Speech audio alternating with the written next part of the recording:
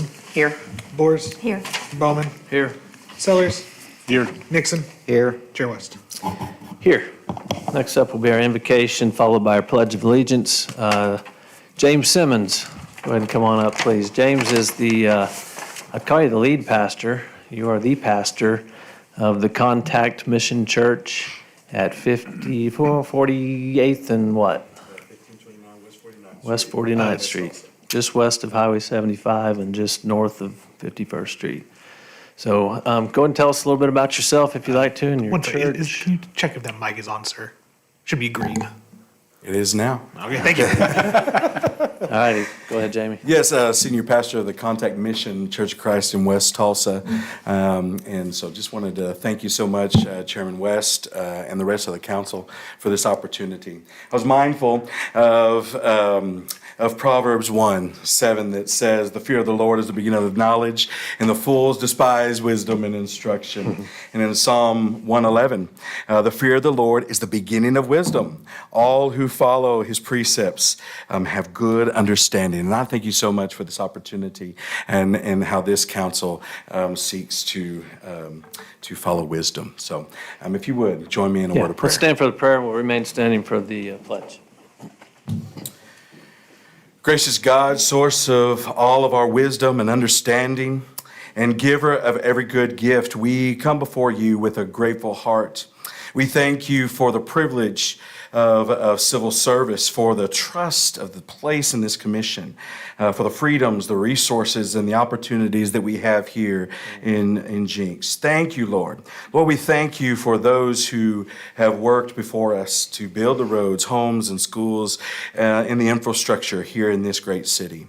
Oh Lord, I ask that you grant these leaders clear minds and humble hearts. Give them wisdom beyond their understanding and discernment to see what will truly serve the common good. Help them to weigh information carefully and hear all voices sincerely, and to choose what promotes flourishing for all of our neighbors. Amen. Lord, I ask that you teach us unity that honors diversity, unity rather than uniformity. May this body assembled here welcome differing perspectives and use them constructively. So decisions that reflect you in collaboration and you in charity. God, I ask that you move their work beyond infrastructure alone as they plan streets and buildings and services and cultivate tranquility and peace in our great city. I ask that you give them wisdom, Lord, that you give them discernment, and that you give them clear of mind. Lord, bless every member of this commission with sound judgment, mutual respect, patience, and a spirit of cooperation. Protect them from pride, hasty and hostility, and partisanship, Lord. Fill their conversations with civility and their deliberation with integrity. Finally, God, I ask that you give us courage to act for justice. And this commission to serve with vulnerability and transparency. May whatever decision is done here today honor you and the good of this great city. We ask this all, Lord, in your gracious, humble Son, Jesus Christ's name that we pray. Amen. Amen. Thank you, James. Let's honor our flag. I pledge allegiance to the flag of the United States of America and to the republic for which it stands, one nation, under God, indivisible, with liberty and justice for all. You may be seated. Thank you, Jamie. Love you, brother. Okie dokie. First item of business is consideration and appropriate action relating to a request for approval of the consent agenda. We have one item, item A on the consent agenda, and that can be removed if anybody wishes to discuss it further. Otherwise, we can hear a motion for agenda item 1. Make a motion to accept the consent agenda.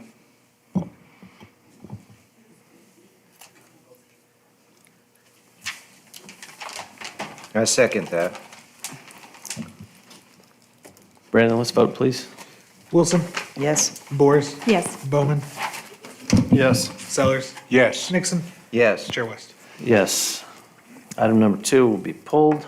Item 3 is minor amendment to PUD 128 for changes to impervious surface coverage on Lot 12, Block 4 of Estates at Ritz Hollow. General location is 679 West 113th Street, or I'm sorry, Court South. And we will begin with a presentation of the staff report from Mrs. Hilton. Thank you, Chair West and other Planning Commission members. Thank you all for being here.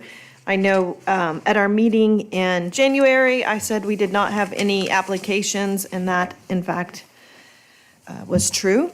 But in the process of going on site and speaking with Mrs. Green and really seeing the urgency of getting resolution to her situation, I ask you all to come. This is our regularly scheduled meeting, but I had said you didn't have to be here, so thank you. I appreciate it, and I'm sure she does too.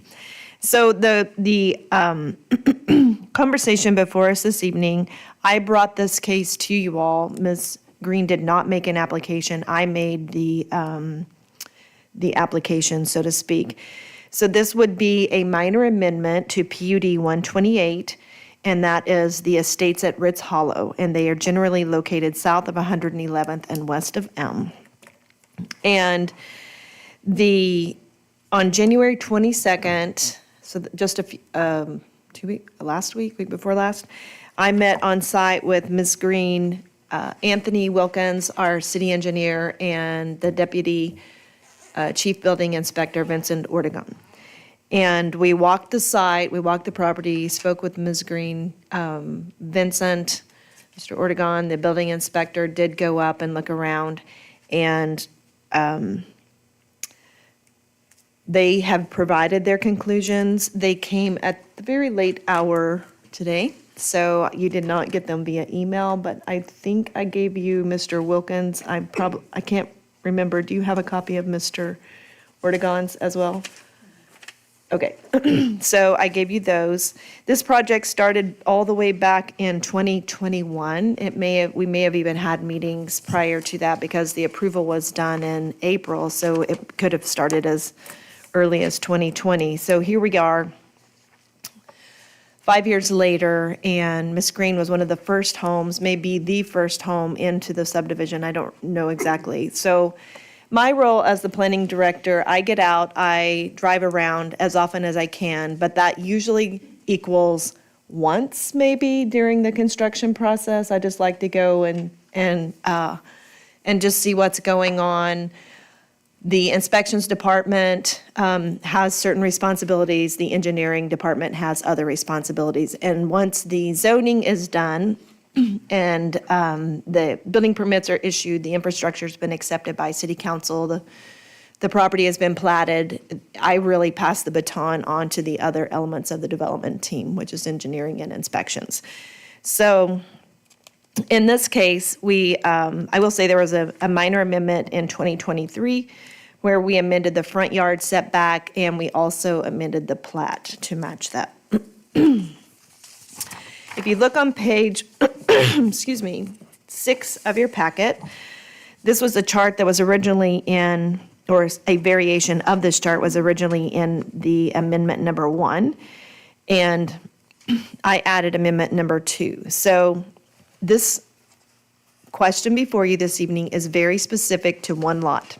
It is not relevant to any other lot within the subdivision. So any decision that you make this evening is based on Ms. Green's property. So we are only talking about,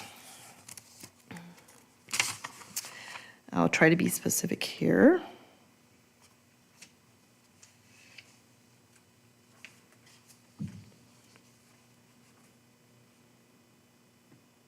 We're gonna get, okay, 679 West 113th Court.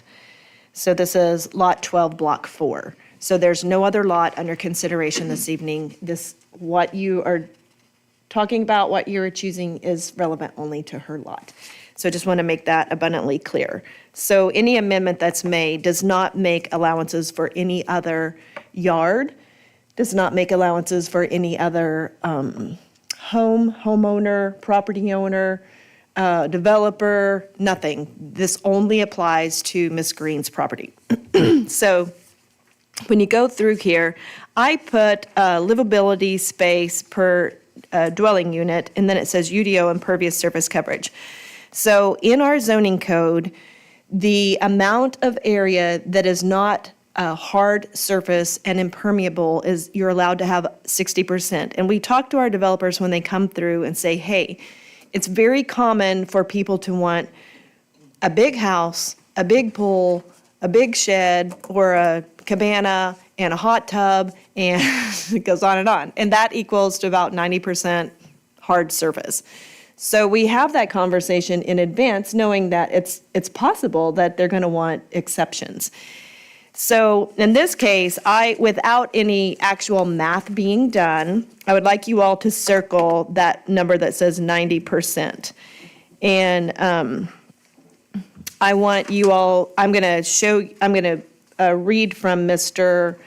Ortegon and Mr. Wilkins. Neither one of them believe per their definition and interpretation. So when it comes to the UDO, I am the authority who interprets it. But when it comes to, there are certain elements that are more specific to engineering. And when that happens, then I refer to their professional credit. So we're going to come back to that here in a little bit. The next area that we're going to talk about is the fence opacity. So can you see through the fence? And our code says that fences in the front yard have to be see-through. And there's multiple reasons why.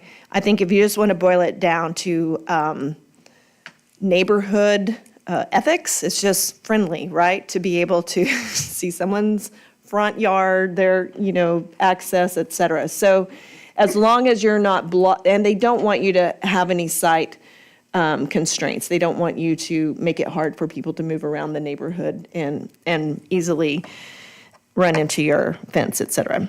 So so in the front yard, all that the code allows is 50%. And then the code would only allow up to 4 feet in height. And again, that goes back to being able to see over the fence, et cetera.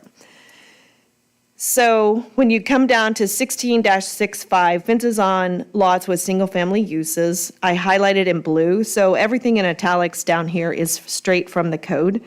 But the pieces in blue I thought were the most relevant.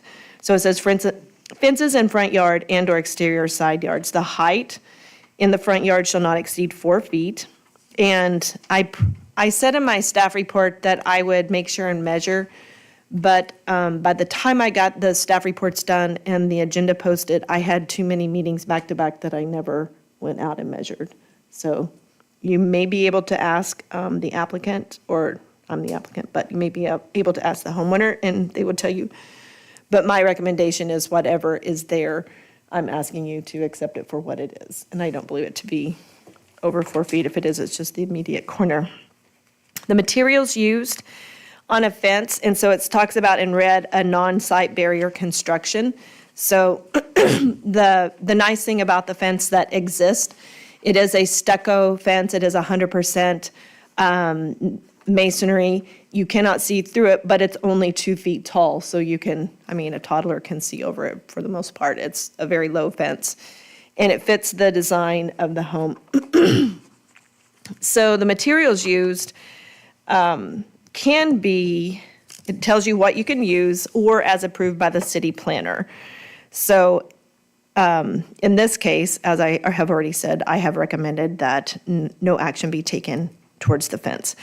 So when it comes to street design, so that's in section 16-8-8, street design standards. It talks about the street verge, and this is the area between the back of curb and the sidewalk. So that is our city right-of-way. The sidewalk is not on Ms. Green's property. Her fence, I believe, is on her property, but everything between her fence and the the back of curb is city right-of-way.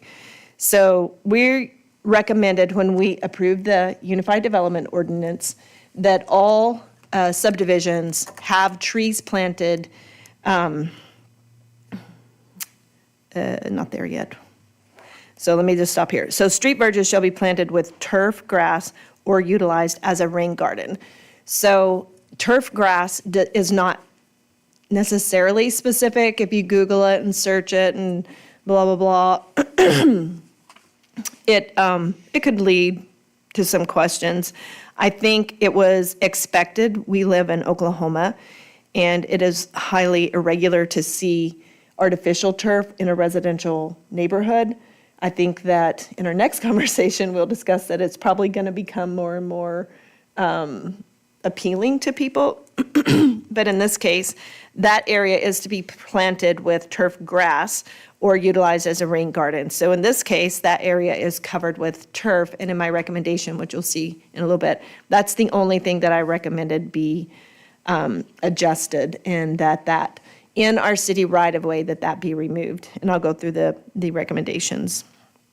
So when you get to E, that landscape strip, during the UDO adoption, there was a lot of conversation between myself, other planners, because we had a quite a large team of people who were reviewing the Unified Development Ordinance that were outside of the city. So it wasn't just me and city staff. There were other planners, other municipalities, other consultants. And one of the things that we talked about was the placement of street trees, because in most neighborhoods, it's very appealing to drive through the Utica area into those mature neighborhoods where they have very large trees, until there's an extensive ice storm or some horrific hailstorm or windstorm, and then it's not beautiful, because they're beautiful. Very old homes often get a piece of their roof missing, or worse, a piece of their home being destroyed by the trees.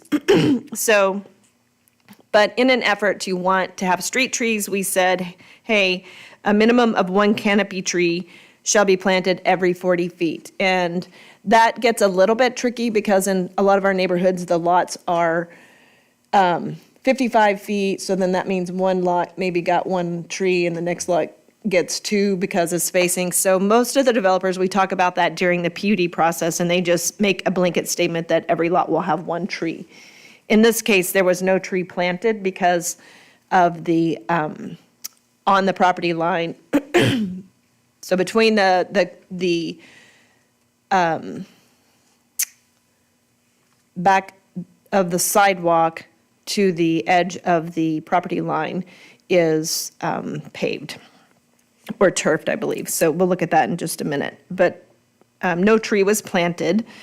It gives some exceptions if you have overhead utility lines. I will say, for the record, I have heard from some homeowners in that neighborhood, because when Mr. Brumble had this brought to his attention and he went back and added the trees, there were multiple neighbors who were not happy about street trees. And I was shocked. I was like, who doesn't want a street tree?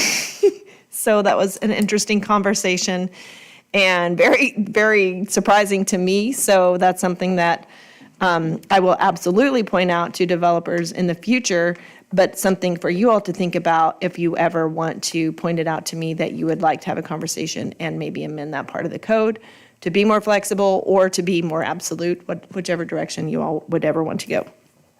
Okay, so the image that you see here it's showing impervious surface coverage. So everything in gray here would be impervious. So it's not permeable. There's a roof, there's a foundation, there's a home, there's a sidewalk, and water cannot penetrate that. You have to have drains coming off the roof system. You have to direct it out to the street, to the storm system, et cetera. So that's what we're talking about. And it means the portion of the lot that's covered with hard surfaces.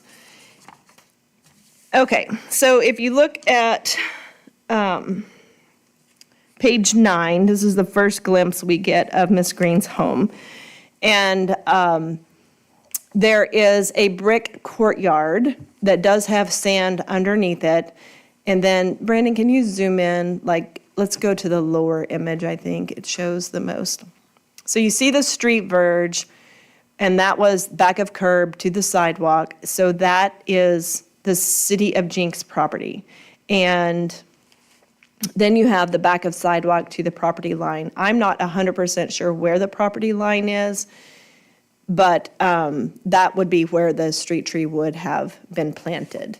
So then you have, let's go to the next page. You have the fence and you have the opening. So here you see, thank you, during construction, let's go to the next one then. Did I not put a little thing? Okay.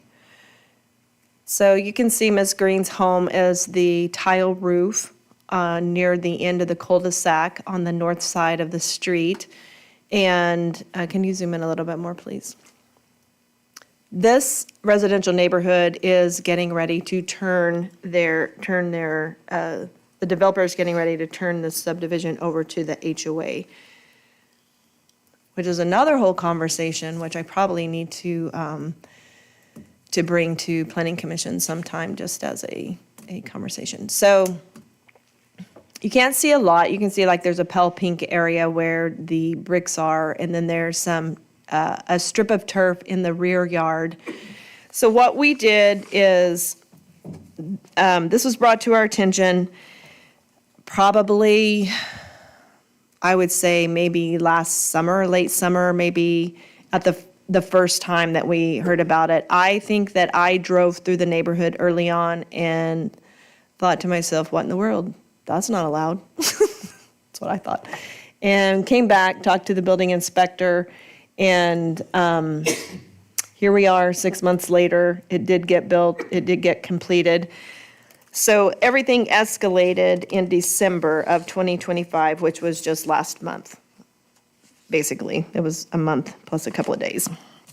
So in December of 2025, the development coordinator sent a letter to Ms. Green stating that she had multiple violations to the UDO and that I could not write a zoning clearance and that her home did not have a certificate of occupancy. And the very bottom line does say, please cease any occupancy of the structure immediately, which was, I know for a fact, quite terrifying to Ms. Green. So my name is also on here. I did read the letter. It was written right before Christmas. I did not catch the last line. I should read my letters better, and I will promise you moving forward, I will always read every word of every letter. So that's how we got to where we are. I spoke to Ms. Green, I think right after Christmas, before New Year's, and said, please allow us time to research this. I was in the middle of getting other agenda items together for other meetings, and she very graciously was very patient while I did my own research and asked you all to be here this evening. So I'm going to flip back to page 9. So I mentioned already that in many times when you have a violation of the code, you have two options. And I would say in most communities, if there's a code violation, it goes to the Board of Adjustment. And it makes sense. It's a quasi-judicial board. They see it as a case. They look at it as if they were the judge. And they go through very specific criteria and make a recommendation.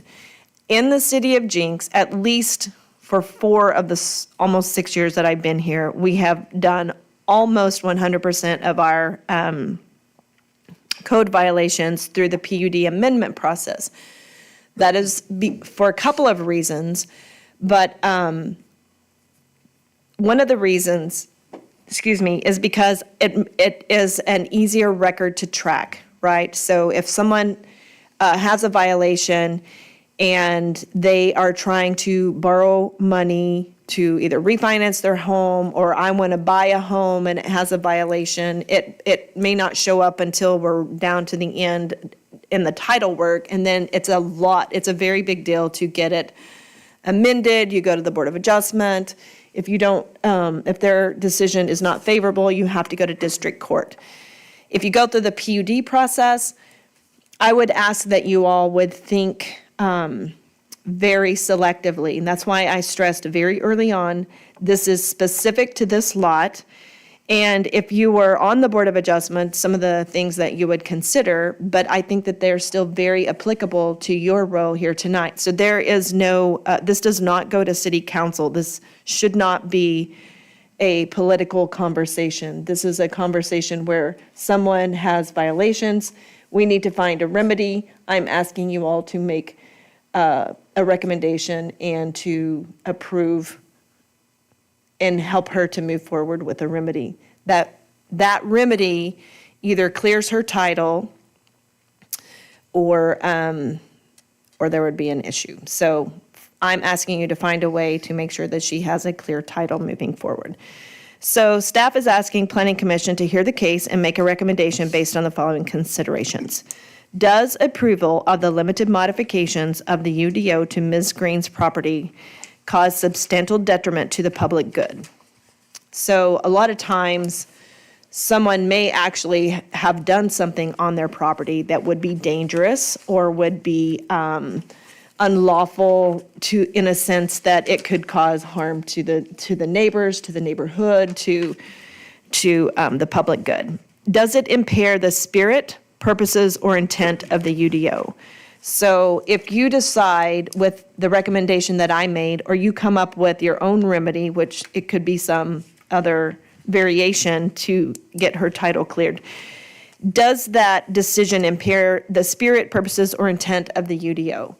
And we are not talking about making a blanket rule for the entire city. We're talking about one person, one lot, and we're asking for a remedy for that lot. Does approval of the limited modifications undermine the approved elements of PUD 128 or subsequent amendments? And I would say it should not, and it would not. So this house is extremely unique to the neighborhood.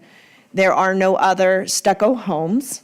There are no other brick, stucco, yes, but not stylized. So we'll call it, Southwest, short. We'll go with Southwest. So there are no other Southwest red tile roofed homes in this subdivision, and I don't think there will be. There are no other homes in the subdivision so when this home was designed, it was designed from the back to the front to be this theme. So this is something that you would very easily see in Arizona, New Mexico, and there are no other homes with courtyards or with this type of front yard stucco fence. So there's no front courtyard that extends near the sidewalk, et cetera. So in making a decision to remedy these issues for Ms. Green, you are not making a blanket precedent for the entire subdivision because this house is unique to the subdivision, if that makes sense. Let's see. The 5 things that I listed in the request is increased impervious surface coverage. So I said earlier that I would say it was 90% impervious, but the city engineer did not agree with me. So the only thing that they consider to be impervious is the courtyard, the brick courtyard.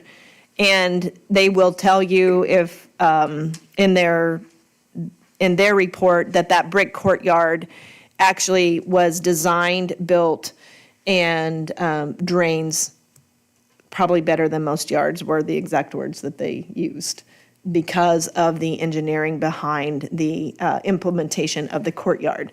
So the 90%, he didn't give me an exact number, but he felt that she absolutely, if you're talking about impervious surface coverage, you're not talking about grass and you're not talking about concrete, in that gray area between what perks and what drains well, they consider turf, artificial turf, to drain very well because of the systems and mechanisms in place for that.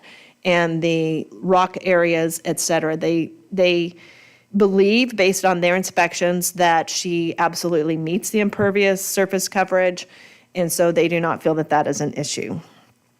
Increased front yard fence opacity. I ask, in my recommendation, I say that I do not believe that the opacity, so how, can you see through that fence? No, but the fence is 2 feet tall, maybe 4 feet at the corner. I don't have a problem with it. I said, leave it alone, yeah. Increased height, artificial turf in the city right-of-way. Again, this is the only area that I had an issue, that the inspector had an issue, and the engineer had an issue. If it were to remain, the city would require an encroachment agreement because it is encroaching into our right-of-way. If it does not, if you say and recommend that it be removed and that it be sodded and irrigated, equal to what would be done on the other lots, then we would say, that would be our recommendation, that strip in our anything in our right-of-way, whether it's on the far east or the south, that be removed out of our right-of-way. If we had to go in and work on the utility and it's damaged, we're not putting, I mean, it's not gonna happen. It's gonna be damaged and she's gonna have to pay for it anyway, or whoever lives there. So, I mean, we could maybe tamp it down a little bit. I mean, it's gonna be bad. So we don't want it in our right-of-way.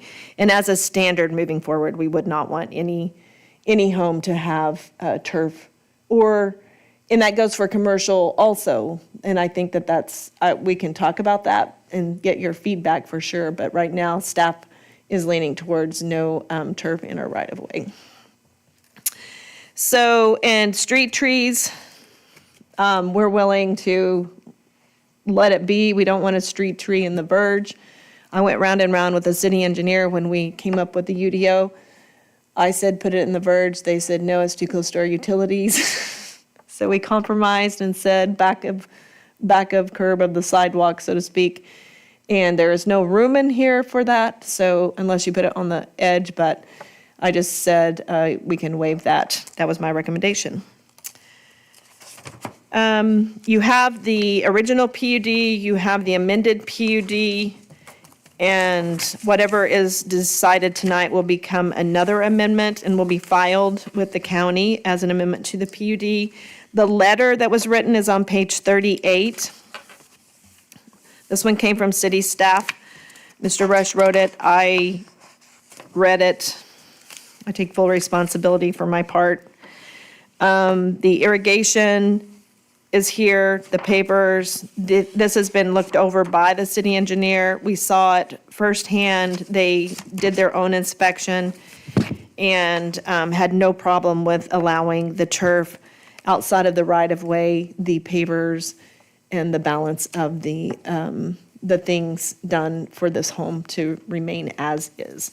So I also received an email from Mr. Lee Cohen. He's a resident in the neighborhood, and his exact words were, I am okay with Marty's house as it is.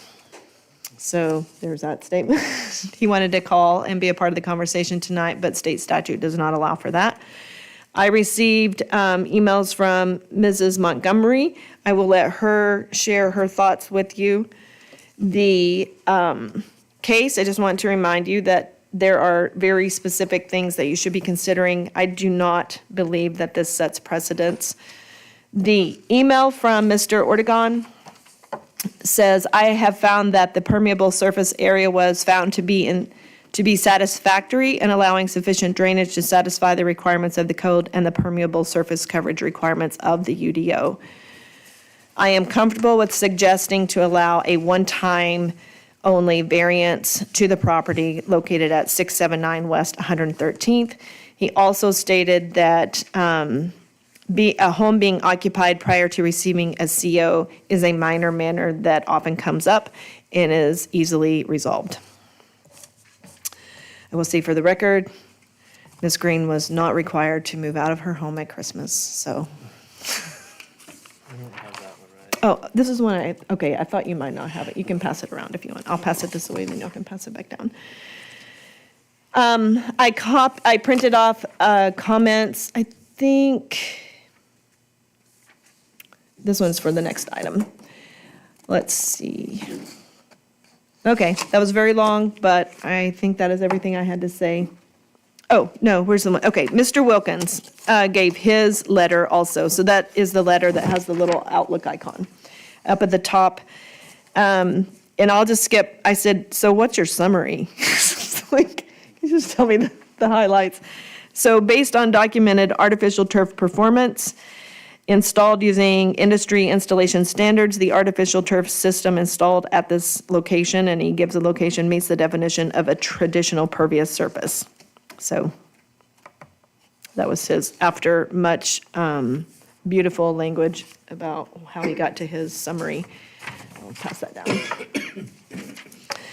I covered the things that I think are relevant. There's probably a lot of questions in your mind on how in the world did we even get here? And I don't know. I can't really explain it. I know that there have been a lot of conversations internally, and there are things that staff is absolutely going to have to work on to keep this from happening again. So.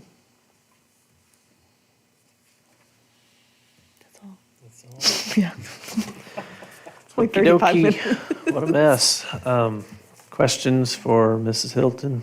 Anybody have specific questions?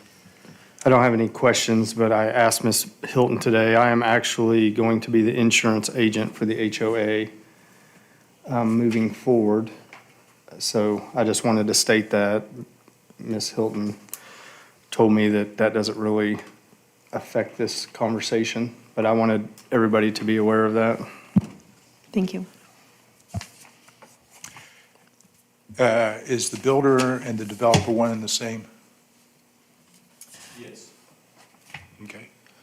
So they had agreed to the covenants, all to the, everything that was supposed to be happening in their neighborhood. They already knew all of this Yes. when they were building and still violated it.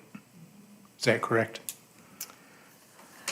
I cannot speak for what they knew was allowed or not allowed in our code. I can Well, they only, agreed, I mean, they had to come and have that plat no, zoned and be ready to Yes. build on it. The covenants of the neighborhood were given to the city to approve, not necessarily to this board, but to the city. The city had to approve the neighborhood covenants, we correct? do not. Okay, No, we don't enforce them and we do not approve them. Like, they are included in the plat often, not the full HOA document, but a portion of it. But primarily, the purpose of the plat is for us to accept the infrastructure, okay. but nothing to do with the private covenants. And I often state that in Even though this plat wouldn't documents. necessarily be in the, it could be in the private covenants as far as materials and stuff of that nature, but, Right, it's not in the PUD, and it's not in the UDO. So I pointed out the things that were violated in the UDO. and they knew the setbacks and stuff of that nature. Okay. So this isn't something that, oh, we made a mistake. No, This was an intentional, yes, sir. okay. But we're also not, this is not about the covenants, it's about the PUD and what Right. didn't meet the PUD. And what was agreed to at the time that we zoned it. Can I ask for some clarity on how amending the PUD doesn't, for this one lot, doesn't affect the others? I'm not sure I'm understanding that. Because when this PUD amendment is filed, the filing of this document is only applicable to this lot and block. And it does not, nobody can say, well, there was a minor amendment number 2 says blah, blah, blah. And the answer is yes, it does. And it is specific only to this house, this lot, this block. And these standards cannot be applied to any other lot and block in the neighborhood. But that's until the next waiver comes to us, and then the next waiver, and then the next waiver. So it should be that that they would come in advance of, and you would be able to have a conversation and decide if you wanted That's right. to This allow should have it. come to us before. Right. To the Not- Board of Adjustment. Either before, one, yeah. yes, it should have come. So if anybody wants to deviate from the code from the UDO, they have to, if they have a PUD, that's the beauty of the PUD, is it can be lot specific. We do it a lot. We often do lot specific amendments. True, but because- that's not do it and then ask for forgiveness later. This was that should happen where they actually come before us and say, or come before the Board of Adjustments and say, hey, this is what we want to do with this property. I would say it's about 50-50, probably. About half the time we're fixing something and the other half the time they're asking for permission. Yeah, and I agree with that, because we've provided a lot of waivers in the short time I've been here. But typically, they're not waivers to this extent. They're 2 That is feet of correct. something on the, right. So, I mean, I think that's very different, but This is me egregious. personally. This is more than just trees in the wrong place. You need to move the Right. tree. No, you've got fixed structure in place now. Yes. And this one, I think also I would argue and will argue that it is site-specific because of the style of the home, because of the architectural elements of the home, that it makes it exclusive to the other lots in the neighborhood. do you have knowledge of how many other homes were already there prior to this situation? Ms. Green was one of the first ones in the neighborhood. She can probably answer that for you. There were 2 prior, so she was the 3rd home in.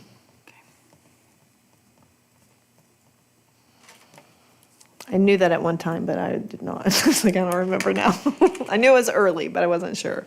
And so, and you also mentioned that the goal is to get clear title, or there's an issue. Yes. What are the other remedies?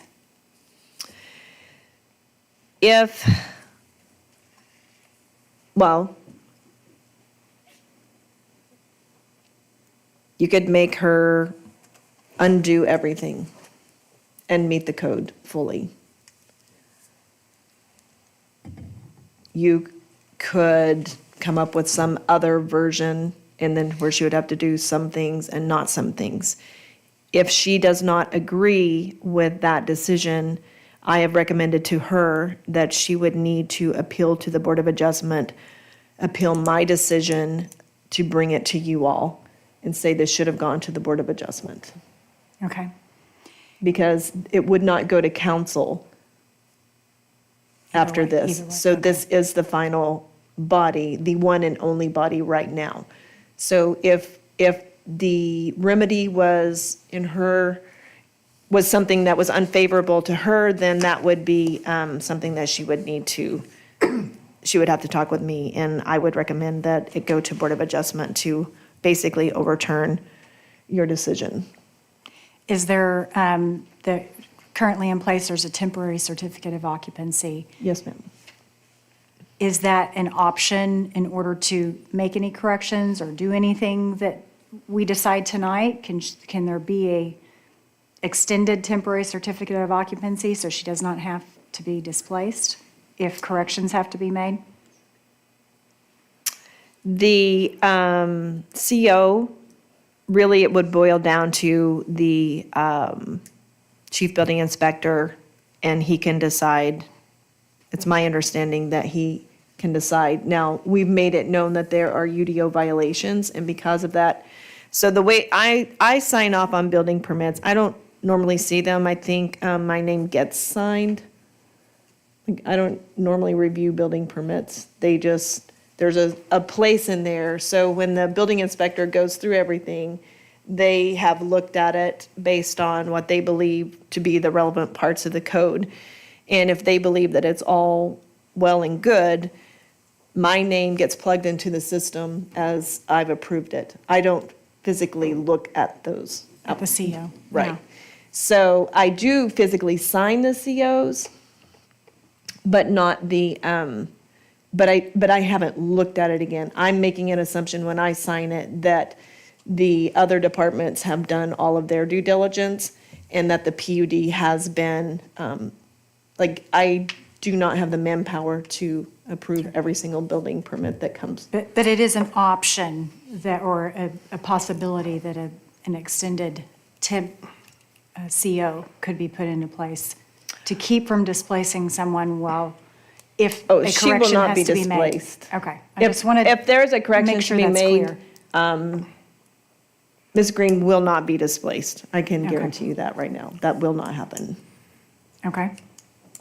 Marseille, I have a question for you. So you guys have said you've had a lot of internal talks, and I recently built it's not recent anymore, time flies. It's been 7 years, wow.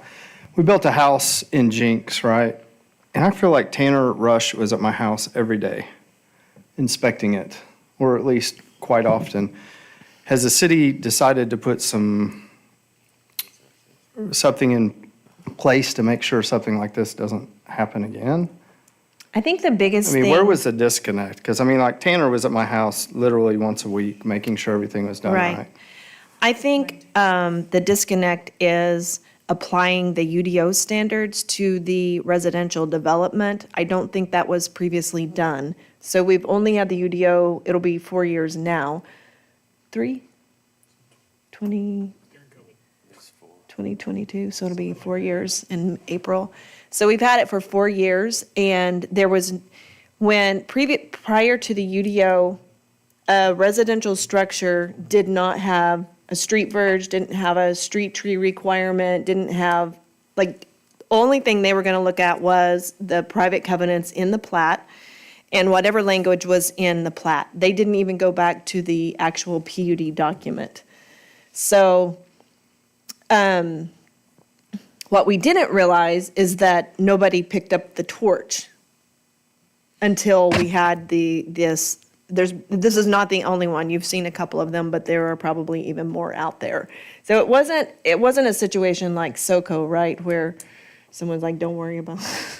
We'll take care of it. It wasn't that kind of a deal. It was literally people doing their job according to their scope of work. So if I'm a building inspector, I'm doing my job based on the residential building code. And the fire marshal is doing his job based on the fire code. I'm doing my job based on the UDO. But the UDO became so much more than it ever was before. And unless I am the one bringing it to someone's attention, it just wasn't it just wasn't a thought. They weren't thinking about it in terms of the code, the new code, which we now know that this is a problem. And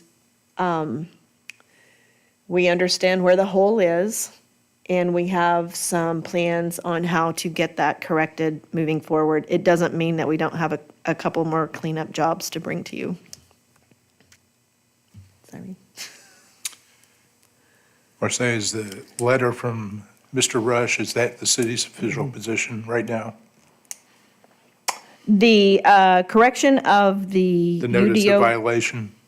yeah, the correction of the UDO items, they still have to be corrected. They can be corrected by allowing them to exist through the amendment process. They can be corrected by requiring them to be physically remedied, or that's really the only two options. Either allow them to exist because you amended the UDO for her lot specifically. Let's see. But the temp CO has been issued, and she will receive her CO, period. Once these things have been corrected in the notice of violation? Yes, so tonight. So we still have to correct that to be able to get a CO as of today, Yes. before this, whatever we decide. So your decision tonight will give staff the direction that they need to go, and will give Ms. Green the direction that she needs to go for the CO. But let's say if she chooses to, let's say you said tear it all out.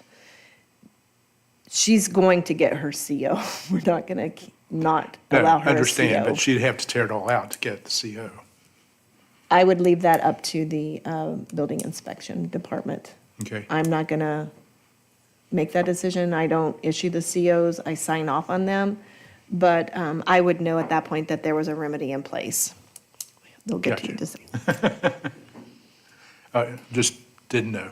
Yes, so I ask you to make a definitive decision tonight and be very clear about what your decision is so that her life is no longer, it's not on hold any Yeah, longer. she needs to know whether needs to what she has to correct and what she doesn't have to correct. Yep. And that is the remedy, like the amendment to the PUD is the remedy.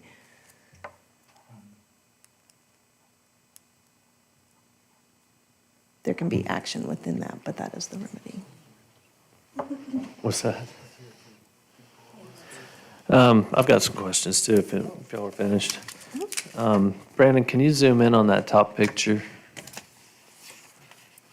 Thank you, that's good. I'm assuming that that's at least an 8-foot garage door, if not a 9-foot tall garage door. So that fence at the lowest point is 4 feet tall, if not 4.5. And I On the promise you, sides? huh? On the sides? It's the same all the way around, except in the corner where it's at least 6 feet tall in that corner. I think it's Oh, yeah. Look at it. Look at it in that Is lower that left. right? Yeah, there's no Okay. doubt. It is 4? Yeah, it's 4. Okay. And the corner's probably 6. or Gee, 5.5, this is why I 6. do not do spatial analysis. But you got to compare it to things that you know what they are. I knew that garage was at least 8, if not 9. So Good point. it's probably 8. Yeah. So I have a That's little bit of terrible. an issue with the fence still, and the fact that in our code, why does it say that it should be see-through essentially, or it sets the radiolucency, radiopacity at 50%? What's the reasoning behind making it where it's see-through? Generally speaking, I think it is more an aesthetic appeal, and it's friendlier if you have a front yard. It is more aesthetic than anything. I disagree. You don't think so? I think it's a visibility issue with people driving down the street to the east. That is and a the- car backing out, I or a was gonna kid on a read that, scooter running yeah. out. You can't see them. I think it's in there more for a safety thing. Yeah, I think that's why it specifies that it should be visible through, because then it talks, there's some language in there too about the trees having, I don't remember what I was, triangular fields of Yes. vision or something. Same thing. Yes, So it you- does talk so you don't about have the three- safety element, for So you sure. don't have three tree It's really trunks in a the- row blocking vision. Sorry to interrupt. Yeah, no problem. It is what is listed is the safety. Yeah.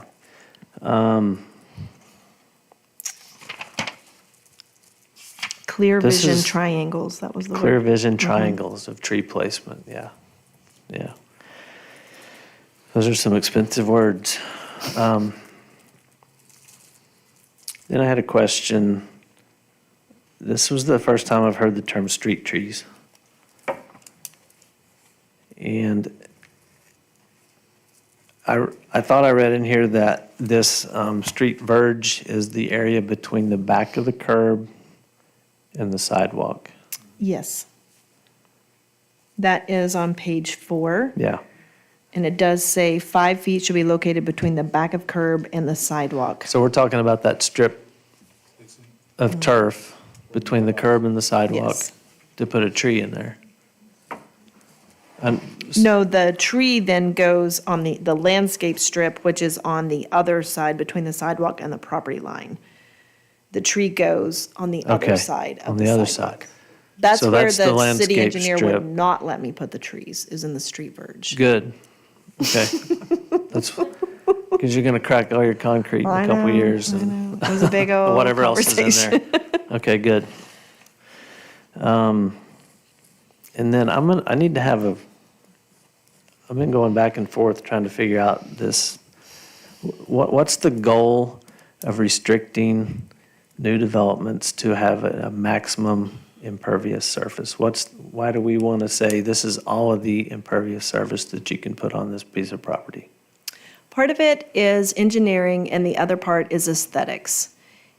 And, Let's talk about the engineering side. okay, I'm not an engineer, but I Me can tell you neither. their opinions. I can kind of summarize them based on the letter. When we're developing a site, one of the number one issues that we get calls on, so a site is either under development or in the process of being developed or is developed, and one of the number one issues that we get is drainage. Water, So yeah. someone comes in and builds a pool and your house is 8 inches lower than the neighbor's house, and now ever since they built their pool, your yard gets flooded. It's constant, and it requires the city to go out and do a lot of investigation. And most of the time, it's a civil matter anyway. They're going to have to work it out between themselves. Some cities regulate the pad height. Sometimes that's the problem. A builder comes in and thinks like, wow, this is really crazy. Let's make this lower. And they change the pad height, and now there's an issue over there. But the primary reason on each individual lot is, one, aesthetically, that you have green. Because I don't know if you remember, but, well, you may not have ever seen it because it probably went to code enforcement. There have been residences that literally gravel their entire front yard because they don't want to mow. One homeowner just concreted the whole thing. So that is not appealing, and it's very disruptive to the flow and the feel of the neighborhood. That, I wouldn't consider that equal here. This was very tastefully done and styled according to the home. The other thing about impervious surface, if you have a standard in the beginning, we have asked the engineers to not just throw out their normal hydrology report. If you know in advance that the people coming to that neighborhood want a large home on a small lot with a pool and a cabana and a basketball court, they want 80 to 90% impervious, then we're asking them in advance, you know what they want, write it into your PUD, and then engineer that site for that water. And so that was the other reason. So we've talked about this prior to Christmas, and I would like to have a roundtable discussion with a panel of engineers and consultants and developers and talk to them about the impact of water runoff and hydrology and how we can better handle it and how they interpret impervious surface coverage when they're going through the development process. So those are the two main reasons, is to, in advance, they know what that number is and they can engineer to that. We definitely ask them to do that. We have that conversation regularly to the developer and their engineer of record. And then again, it's just trying to keep the neighborhoods unified and to allow for some natural drainage to occur. Yeah. That was my thought, was that we didn't want to cover everything in concrete and shingles and whatever else, mostly because of the water issues that it creates. And so we restrict the amount of concrete that we can put on the lot or impervious surface. But in Mr. Wilkins' report to us, he's talking about the artificial turf system is engineered to drain quickly when compared with a typical grass sod insulation or even under heavy rainfall conditions. The artificial turf system will outperform the standard grass insulation. I know, I find it so In a disturbing. comparative test provided by the manufacturer, same conditions, natural grass absorbed more water slowly, resulting in more surface runoff. If the turf, if we don't want as much concrete because it creates more runoff, and the turf is better at more efficient at creating the runoff, isn't the turf by definition an even more impervious surface in what it does, and that it gets the water off quicker? If you want the grass to absorb it slowly, That is, how is he calling the turf more pervious if it's making the water go faster? what he's saying is it is more efficient, it drains more efficiently is what, when I had the conversation Yeah. with him. It is Is that what we want? better controlled, I mean, in theory, but If there are it's bright drains. green. If there are drains, it does, you know, Yes. like a baseball field. Yes. If there are drains Yeah. out in the baseball Yeah, I field for understand them to be able to Yeah. pour the water through and get them out to the infrastructure, through the infrastructure, that's great. I don't know if there's drains Well, inside. then why are of we those worried or about not. how much concrete's on there? Or how much surface area the roof covers of the lot, or, because that drains a lot faster too. It is a very valid point, and it is one that we have kicked around internally for hours.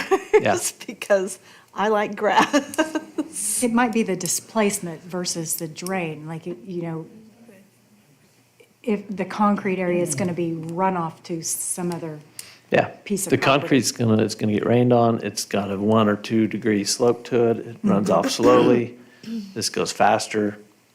Basically, you've created a super impervious layer with the effect. And that may be good, that may be great, because I've got 3 retention ponds on this property to catch that and meter it off at the rate that it think- was before. It seems like. I the- guess maybe it's a vocabulary issue. We're calling it pervious, but it's actually Permeable. working faster than the impermeable. I don't think that they were concerned with the speed of the water. Their biggest concern, I can't speak for them entirely, but they were pleasantly surprised with the installation and believed that it was done in such a way that was not impactful to the surrounding homes or the neighborhood at large. And if their comments have been, if it's engineered and designed the way it should be and then installed accordingly, it should be superior to just grass. It should be a superior product than just grass.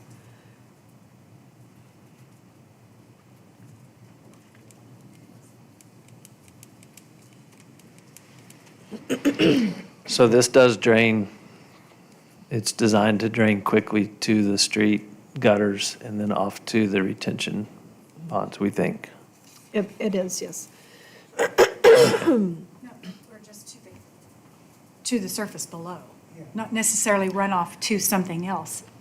So To it the is, surface. They have below. both. There are some areas that are piped to the street, I believe, and there are some areas that are piped to just drain slower to the natural flow of the lot.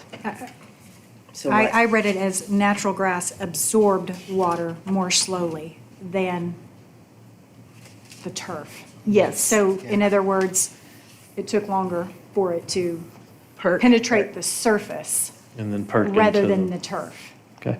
So, yeah, I don't know that it's better or worse, it's just a faster penetration Process. into the surface versus grass, is the way I interpreted it. Well, like we said, we're not engineers and the engineer liked it, so. I like that. I just didn't That's the completely part we understand know. what our goal was. with That, it. yeah. When we come back with the larger conversation about impervious surface, which I will bring to you, Okay. I will have someone who speaks hydrology in your presence. It Good. won't be me. I can't even eyeball a fence. All right, so we will at this point go ahead and open the floor to the public. Our applicant has spoken, so. No, I'm the applicant. I know, Did you're you the want Ms. applicant, Green you've to- spoken, yes. So, does anybody want to give me direction on who they'd like to hear from first? Hey, can I ask a quick question? Absolutely. What's page 40? This is a, without a drought irrigation. Is that for this lot? Yes, So there's a sprinkler system? for the areas. Yeah, it's underneath, we got it knocked off. What would you be watering? We were gonna put the turf in first, and we decided to do the turf later. We just capped everything off underneath. So there's already irrigation there? underneath all the areas that have turf. Yeah. So those would work if there was sod. Perfect, thank you. Ms. Green, would you like to come up and give us your name and address? And we may have some questions that you can answer, or you may have some additional comments for us. But you don't have to.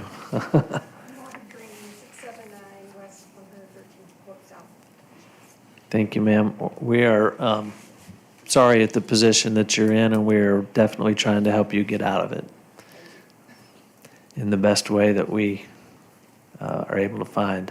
Does anybody have any questions for Ms. Green?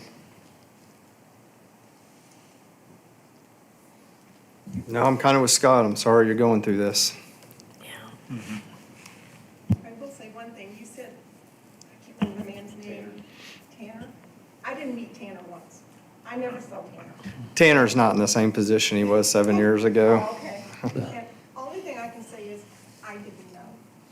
I didn't know any of this was going on. Sure. I was like, and I thought, you know, if I'm supposed to be doing something, somebody would have told me. Yeah. Like Mr. Brumble, the developer. So I just went on, I just wanted to build my beautiful home, and I wish I could just pick it up and move it away. I'm happy to answer any questions or. Have you thought down the line of what you would do if the commission says some things can stay or some things could go?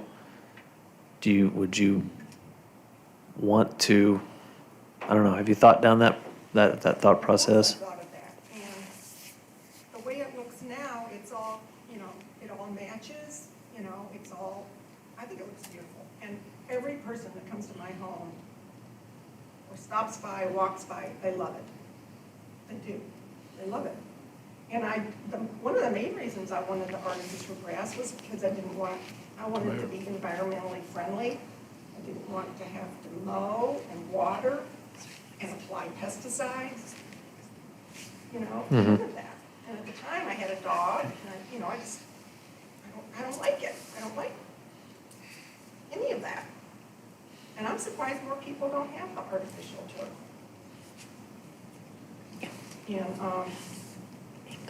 And like we said, the turf, you know, it drains great. There is a drain in the middle of the courtyard. Yeah, I can see And, that. I mean, it is never cool out there. It just constantly and it's like slants down a little bit. So, I mean, he knew what he was doing, the guy that put that brick in there. And drains perfectly. So, I think it looks great. I don't think anybody hates it. All right. I'd just like to comment that I think in this style, it's a beautiful home. You did a beautiful job, and it's a beautiful home. It's very unfortunate that you received a lot of bad direction and maybe advice or contractor, builder, developer, whatever, but I'm sorry, that's very, very unfortunate for you. The home itself is beautiful. I mean, I went with Mr. Brumble because I was told he'd been building homes in Tulsa area for 50 years. And, you know, you should know what's allowed and what's not. You know, and I mean, and then I find out almost 2 years later, I wasn't supposed to do it.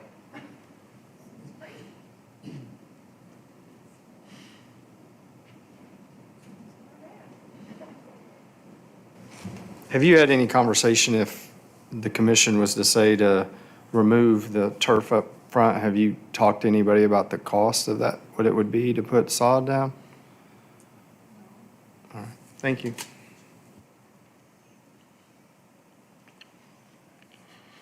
that were to happen, though, I think it would just spoil the whole front of the house. And I just don't even know what the point of that would be, to put that in there.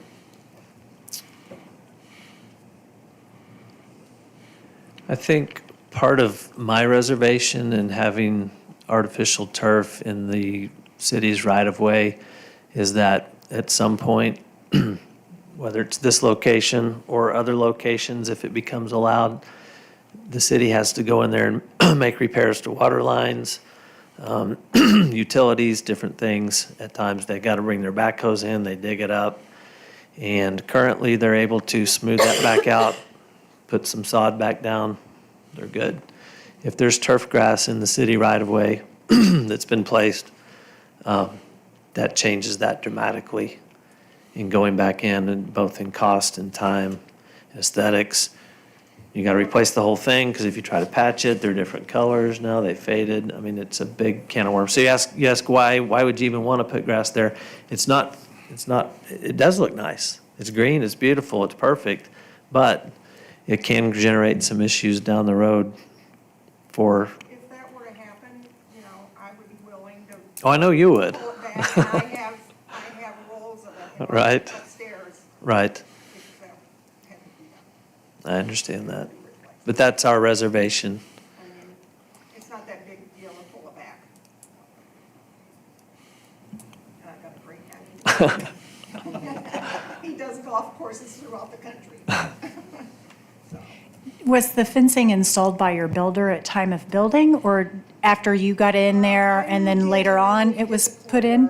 after I moved in, the courtyard was done. The builder or developer, or just a private contractor to do the front and the fence? I mean, I was given a name of Okay, sorry, I missed that. the men that do it, So Mr. Brumble was not the person that put in the courtyard? well, he was involved, absolutely. Yeah, I mean, Okay, so, his people recommended the workers to me. He knew what was going on. but this is after you had purchased the house? Yeah, I did it after. It just, because I was, you know, it took 2 years to build this house, and I was just ready to get in there. I wasn't gonna wait, I don't know how many months it took to build the courtyard and the wall. I had to get in there. I thought the original builder had done all of this. This is a totally different scenario than, I wrote on the original. that's a covenant issue then. That's not a UDO issue. Right, on the original approved building plans, the courtyard was smaller, so the fence was up, I think maybe at the edge of the garage or close to it, and then somewhere in the process, they decided to pull it out to the property line. So in other words, it did not extend past the front edge of the house? That is what I kind of, it might have a little bit, maybe by 2 feet or something. Where I was going. I think it did a little bit, it came out just a little bit, but it was Okay. still, it wasn't flush with the garage, but it was very close. Well, what do I know? When 2 you feet. purchased your house, did you get a copy of the covenants in the neighborhood? I did not. Right, okay.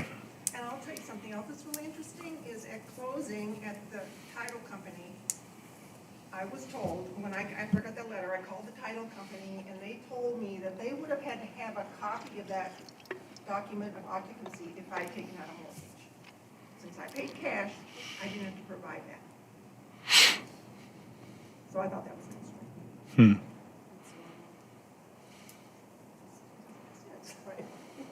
A lot of things about this house don't make sense.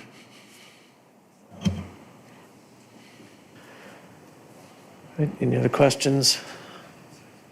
Can Brett say something about? Absolutely. Yep, when we're, When we. thank you, ma'am. Appreciate it. My name's Brett Parsons. This courtyard was extended about 2.5 feet past the garage of the original courtyard, and then we decided to make it bigger because Monty wanted it bigger. What's your address, sir? Huh? Did you say your address? Oh, I live in Sand Springs, 22016, West 50th Street. Thank you. Sorry. The footings was inspected by Paul and Tanner. They did come out and look at these footings before we built any of this stuff. Are we talking about just the courtyard right now? No, I know I'm talking about the courtyard and the back retaining walls. They were all done at one time. What about for the retaining wall or the footings for the front fence? Yes. Those All were done at one inspected? time. Yes, they were inspected at one time. Paul came out. Tanner wanted to see how the back retaining wall was going to be. We hadn't poured anything yet. They were all laid out ready for the next day. Was this under a separate building permit? No, it's not. Okay, so it's still under the house, Yes, that's correct. even though it had been closed on and No, the title house- had changed? We had this done before she closed on the house. The footings and the wall had not been done. The Okay. footings were there, the back wall was done, we did it after she got closed. She had to get in on a certain date. We weren't quite done with the walls. And did you say initially that the permit that was issued for this showed the plans that were there, the courtyard was smaller, Smaller. and then Ms. Green wanted it larger? Yes. And that's when that decision was made? Okay. Was a field change is what we would consider it, Field a change. field change. But that still would have had to have come through one of our departments, right? I would say if there's two inspectors on site and there's a field change and they verbally approve it, then that's all that was needed at that Okay. time. I mean, I don't know, that's not my department. I cannot speak for the inspections department, but I do know they have gone out in the field and made verbal, they're probably not saying, for instance, one time there was a case where someone had to pour a footing and there had been mud for like weeks. They couldn't find the property pins and they were told you can pour, but you're pouring at your own risk. So sometimes there's gray areas like you don't know where the property line is, et cetera. So I'm not saying that they understand and know all the details, but in that moment when they're looking at it, they clearly had a conversation and they granted some type of verbal approval is what I'm understanding, but I cannot speak for them. And there's drains all the way around that house, all tied in. Is there a record of that process? I mean, no disrespect to you, but Not at all. that is what we're hearing. Do we know that that's what actually happened? That it was viewed, inspected, and approved during this process? I can't confirm it, no. I know you can't right now, but is there records to show that? I know that the original house plan showed the courtyard and fence in a different location, not to the property line. I know that. That is what was approved. And I only know that Mr. Parsons says that they were there. I cannot verify that. I know Mr. Ortegon, who came out later, was not part of the conversation. And at that time, he was primarily doing commercial inspections, whereas Paul was doing the residential inspections. It seems like with the timing of closing and the process of building this addition, 2 weeks from now, this would be an HOA problem and not our problem. This wouldn't come to percolate up to our level. It would stay at the homeowners association level. No, because of the UDO violations and the lack of the CO, but also because if Ms. Green decides to sell her home, there would, number one, she doesn't have a CO today, so that's a problem. And she won't, if I want to buy her home, I'm not going to be able to get a loan to purchase her home. So unless someone is coming to pay cash, 'Cause that's she a problem. doesn't have clean title. She would not have a clean title. And because, so she doesn't have the CO, and because so if someone did an Alta survey, then they could say, hey, this deviated from the original plan, and then they would say, hey, what was built does not match what was approved. Does this meet the zoning requirements? And then a letter would be written that would say, no, it does not, and then we would either be at the Board of Adjustment or here anyway. Because they would want, that title company, whoever that is, wants to know that everything was done and is legal according to the code. Gotcha. So regardless, I mean, it's possible that whoever owns this house will pay cash and no one will ever care. But if someone ever wants to borrow money, we're going to have a conversation either here or at the Board of Adjustment to find a remedy to move forward. So the Board of Adjustment would grant a variance, and the Planning Commission, in this case, would grant relief through the amendment specific to this lot. Anything else you want to add, That's all. Mr. Parsons? Any other questions for Mr. Parsons? Nope. Ms. Green asked. Lee Kohler would like to speak. I don't believe we're allowed to do that, ma'am, by a state statute. They have to be physically present. I'm sorry. Is that correct? That's what I That is understand? correct. Yeah. Yeah. All right. Who else would like to come up? Yes, sir. If you would give your name and address, please. John Allen, 675 West 113th Court South, so adjacent to Ms. Green. So Monty just asked me to come up and tell you guys what I thought of her house or whatever, since I am the adjoining property owner. I have a couple comments just because I've kind of lived this the last month and a half with her. So I was one she talked to when she got the letter from the city saying, you have to immediately leave your house. And so, we worked through that, and I told her my professional advice. She said, well, what do I do if I don't, and you guys have asked the same question, if I don't have a house that I can sell? And I said, well, Monty, you didn't get a loan on it, but you had title insurance, and you probably got an owner's insurance policy. So what would happen is, I said, you go to your owner's insurance policy, and it'd be like Chicago Title, and Chicago Title has a team of attorneys. They'll come and they will find somebody else to try to pay for it. And I don't know if that's the developer or who that is, or they might say that picture that we saw there at the footings, maybe that was from the city inspector. I don't know. So maybe the city inspector did know. You had a slide of it. It showed the big courtyard with the footings on there. So, but I was surprised that she could get in the house, and live in a house, and then find out 2 years later that she needed to vacate it. So, but you guys have mentioned a couple things that I wanted to just comment on. First, the strip of turf up in the front.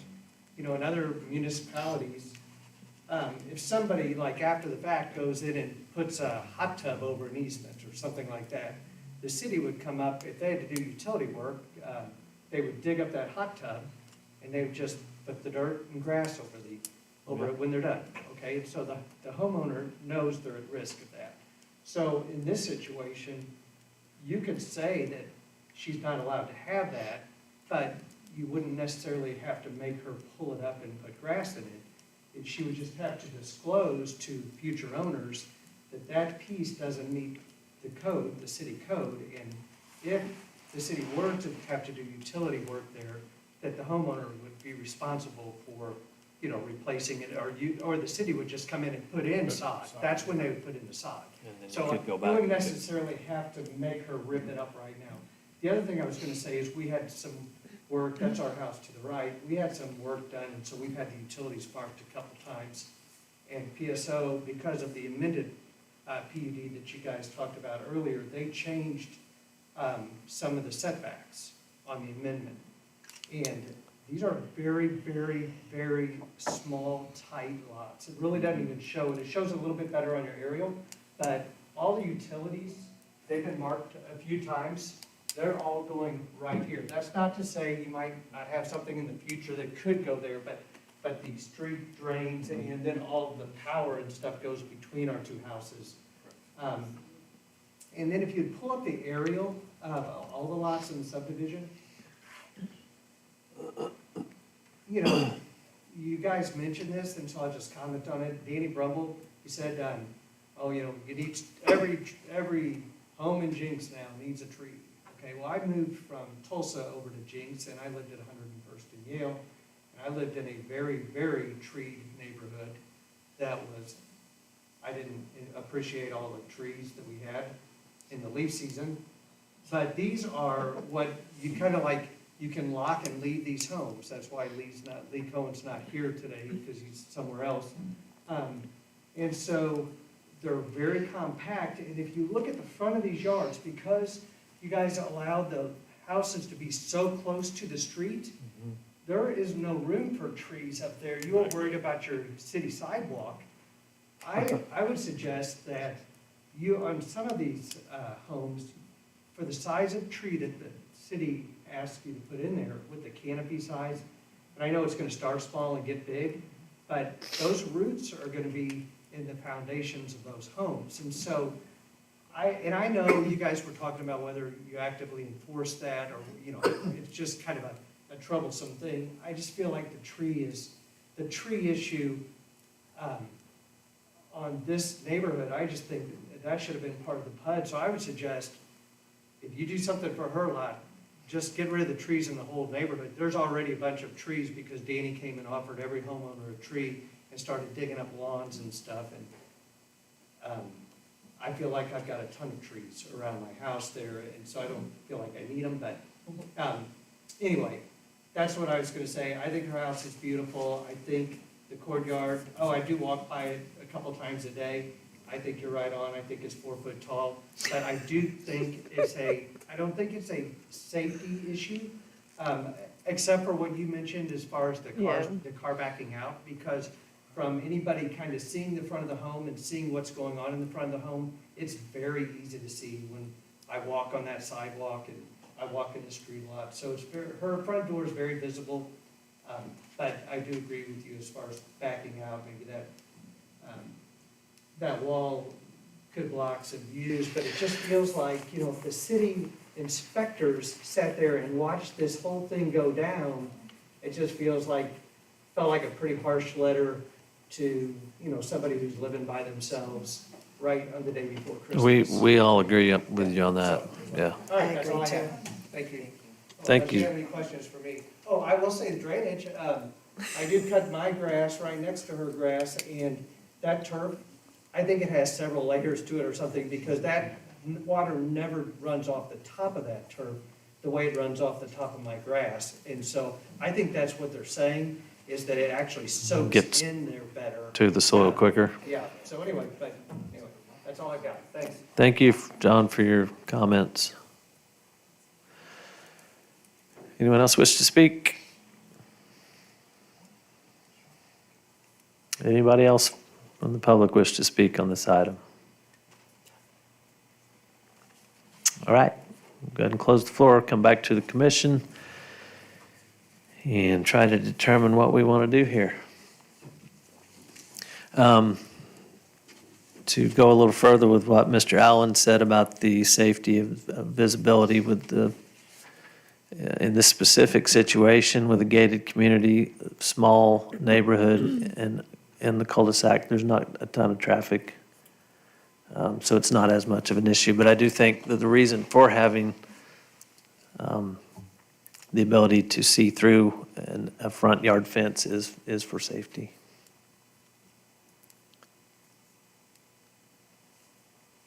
I mean, my comment is I'm a little surprised at, that there aren't more neighbors here. Yeah. But that kind of speaks volumes to me, that it's not necessarily an issue for them. And the one neighbor's just adjacent, not a problem for him. And Mr. Cohen. And I specifically asked how many homes were there prior to, because that tells a story to me that Right. everybody else came in after the fact that was already there. From what I know and what I understand, that didn't seem to be a problem. But I have a few mixed other feelings, but that's what I have there. Greg, any thoughts? Rob?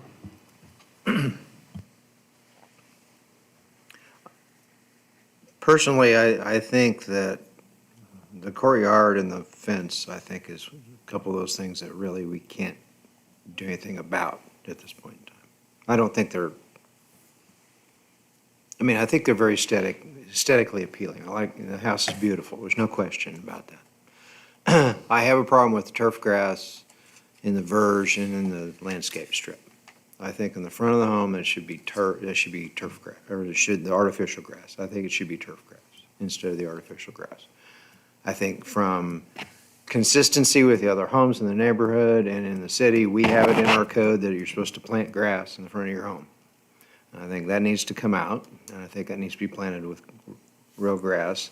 In the backyard, I don't know, we haven't really talked about what's in the backyard. I assume it's artificial grass, artificial turf in the back. You can't see that from the street.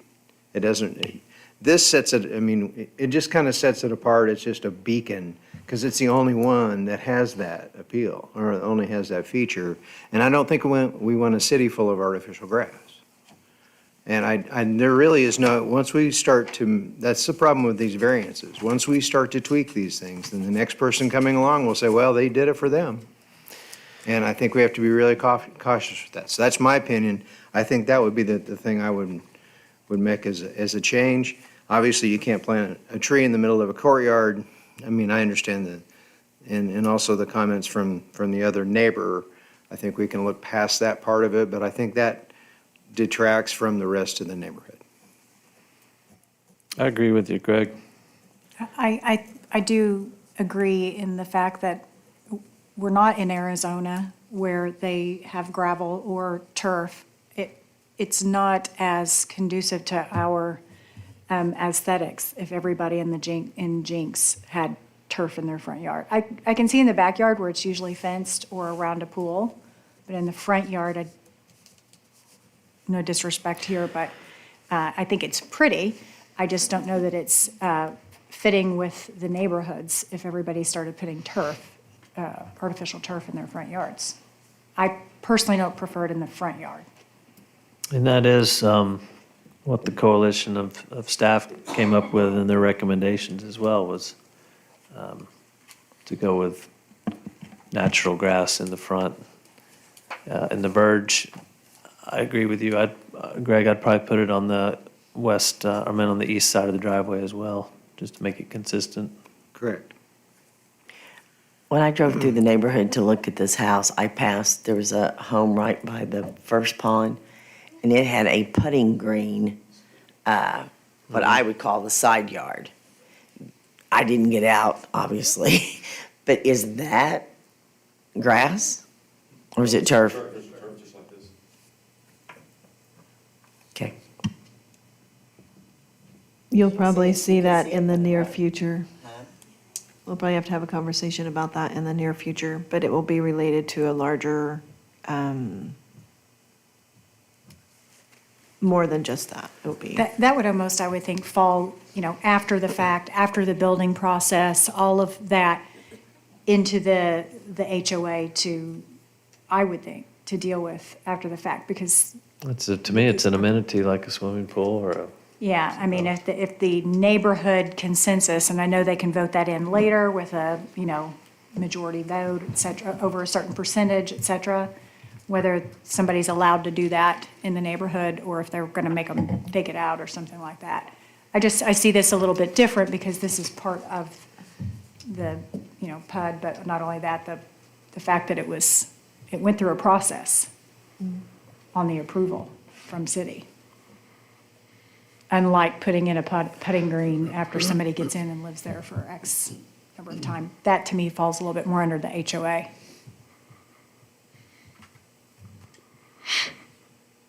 I would agree with Greg on the artificial turf on the front, and the rest of it would have gone through an architectural committee with the HOA to agree to do that. And if Mr. Brumble was involved in that process, he's the HOA, and he would have agreed to that. So providing a waiver for that would probably be appropriate for this particular property.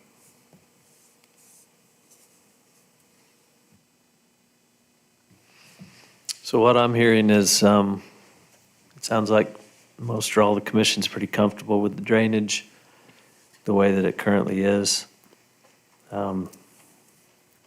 We don't necessarily need to see a tree in the middle of the courtyard or in a planter or something. The fence, it is what it is. It's pretty. And it's not as much of an issue because of its location in this small neighborhood and on the cul-de-sac. Sounds like we like natural turf in the front yards.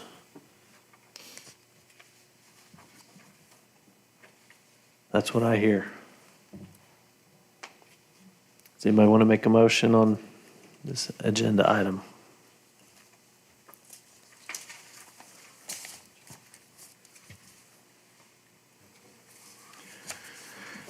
I'll make a motion to accept the minor amendments to PUD 128 with the exception of providing for natural grass in the, what is that section called? Verge. In the, yes, in the street verge.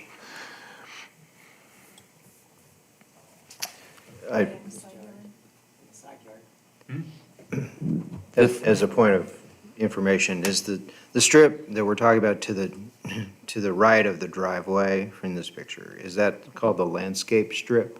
No. That's just the That's side just yard. front the yard, side- front It's yard, the side front. yard. The front side? That's the yard.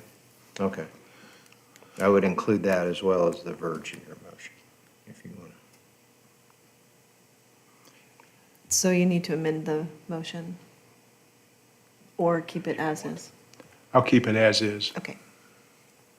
Thing is the backyard's artificial. Yes, it's, well, and I say that, it is considered the front yard too, I guess. Yes, that would be a friendly amendment to provide So the street restate verge your and amendment. and anything on the front side of the house would be natural turf. So the motion is to Grass. accept the minor amendments as proposed in agenda item number 3.